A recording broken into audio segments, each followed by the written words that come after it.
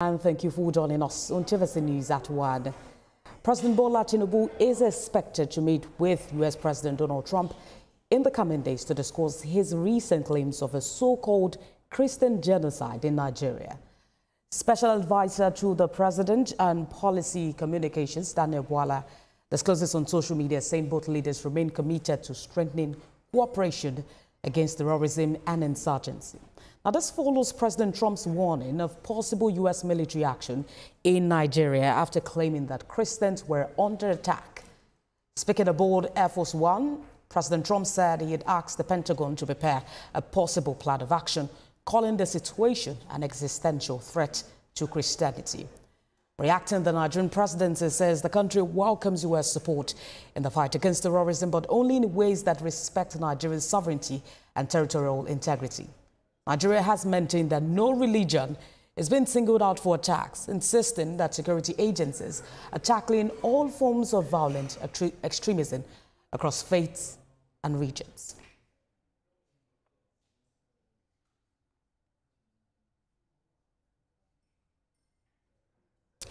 Joining me for this conversation, as many persons react to this from the United Kingdom, is a global security analyst, Femi Aratoko. It's good to have you join us at this time. President Trump threatening military action. Is this something that Nigerians or the international community should be taking with levity? Thank you so much for having me. And I think this is a very great time for us to discuss war is meant to be security again in Nigeria, because over time it has been politics and politics. But now things are changing and it shouldn't be politics and politics again. That's fine. But for Donald Trump, the president of America, to have openly disclosed that, yes, this is exactly what he wants to do in Nigeria, is completely out of order. That is one. And secondly, he should equally respect the sovereignty of Nigeria and respect Africa, that this is not time for war. Rather, this is time for us to really go into dialogue and negotiation and look for a lasting peace to all this insecurity that is happening in Nigeria today. Coming down to talk about war is completely degrading Nigeria, and I don't think that should be it at the moment. We should look for a lasting way. And I commend the president, Nigerian president, for not reacting badly towards this news, rather taking it with all seriousness and looking for a better way to look for a solution towards it. And we've seen different reactions to this, even on social media.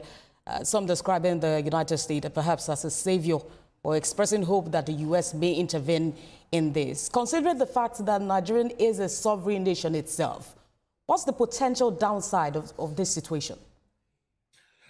You see, thank you so much. I would want to say something.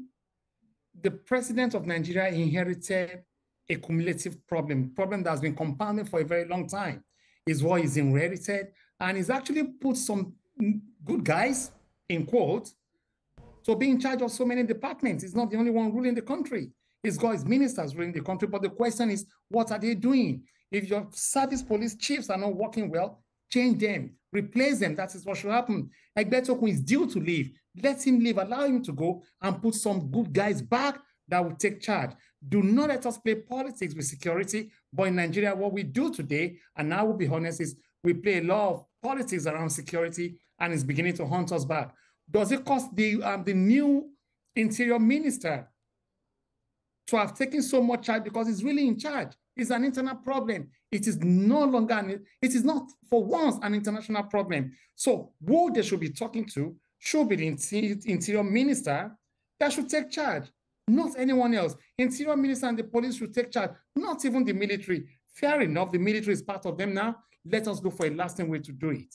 And when other countries or other Western world are now concerned about it, now it becomes conflict of interest. Are they really for us, or they are just after something else?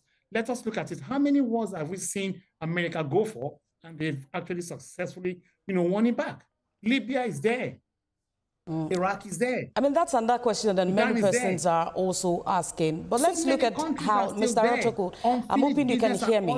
So we should not put Nigeria into it at all. We know how to manage our problems, and I think we can manage it better.